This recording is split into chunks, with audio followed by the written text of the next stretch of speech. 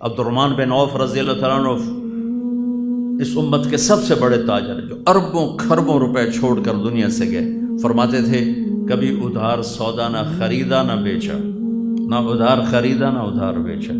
تو کڈا سکھ آ گیا، کتنا سکھ آ گیا، نہ کبھی ادھار خریدا نہ کبھی ادھار بیچا، کبھی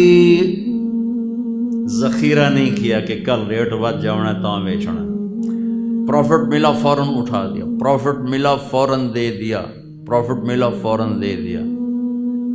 تین ہوگی، ادھار نہیں خریدا، ایک ادھار نہیں بیچا، دو کبھی ذخیرہ نہیں کیا، تین کبھی عیب نہیں چھپایا، چار سودے میں کوئی عیب ہے تو بتا دیا، بھائی اس میں یہ عیب ہے، لینا تو لو، نہیں لینا تو مت لو۔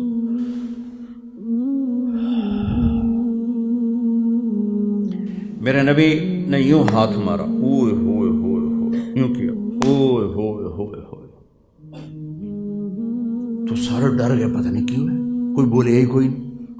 اگلے دن محمد بن عبداللہ بن جحش رضی اللہ تعالیٰ عنہ، یا رسول اللہ کل آپ وہ یوں کر رہے تھے، اوئے ہوئے ہوئے، بڑا سخت حکم آیا ہے، بڑا سخت حکم آیا ہے۔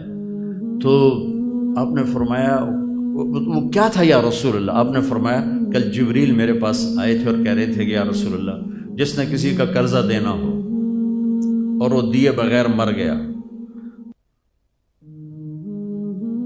تو اس کی مثال ایسے ہے کہ جو آدمی اللہ کے راستے میں شہید ہو، پھر زندہ ہو، پھر شہید ہو اور پھر زندہ ہو تو بھی جنت میں نہیں جا سکے گا۔ آپ کے کاروبار ادھار پر، میں تو مٹی تے سوا تجارت سمجھائیں، ادھار کاروبار میں کہاں سے ڈالوں سچائی کو اور دیانتداری کو؟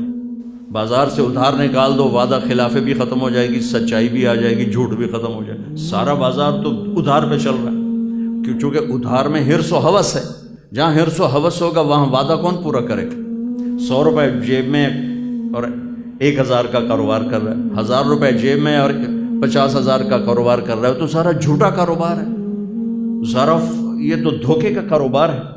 تو اس میں کون وعدہ نبھائے گا؟ کون سچا وعدہ کرے گا؟ کون حرص و ہوس سے بھاگے؟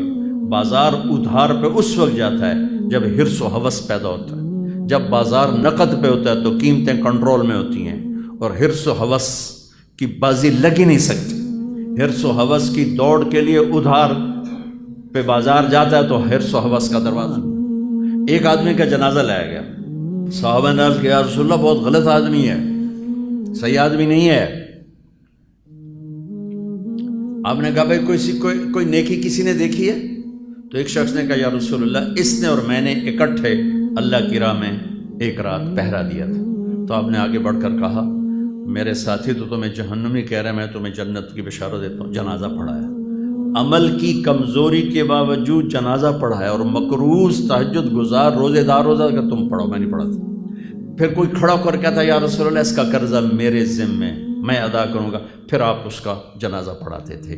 صرف امت کو مصیبت سے نکالنے کے لیے چیزیں قابو سے باہر ہو جائیں گی، قیمتیں آسمان پہ چلی جائیں گی، سارا بازار مصنوعی ہو جائے گی، تجارت مصنوعی ہو جائے گی۔